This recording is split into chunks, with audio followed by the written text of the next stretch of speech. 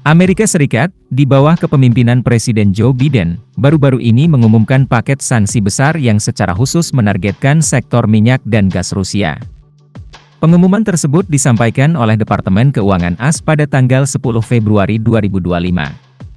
Sanksi ini diharapkan dapat mengganggu sumber pendapatan utama Rusia yang digunakan untuk mendanai konflik di Ukraina. Langkah serupa oleh Inggris dan Jepang setelah AS, Inggris juga mengambil langkah yang serupa dengan menjatuhkan sanksi terhadap Gazprom Neft dan Surgut Neftegas. Menteri Luar Negeri Inggris, David Lammy, menyatakan bahwa pendapatan dari sektor minyak adalah sumber utama bagi ekonomi perang Rusia. Dengan menargetkan perusahaan-perusahaan tersebut, Inggris berharap dapat mengurangi kemampuan Rusia dalam melanjutkan konflik. Jepang tidak ketinggalan dalam menanggapi situasi ini.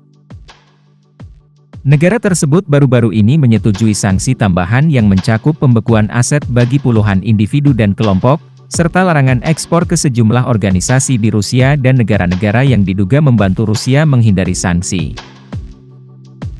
Kepala Sekretaris Kabinet Jepang, Yoshimasa Hayashi, menyatakan bahwa persetujuan sanksi ini menunjukkan komitmen Jepang terhadap upaya kelompok 7, G7, untuk memperkuat sanksi terhadap Rusia.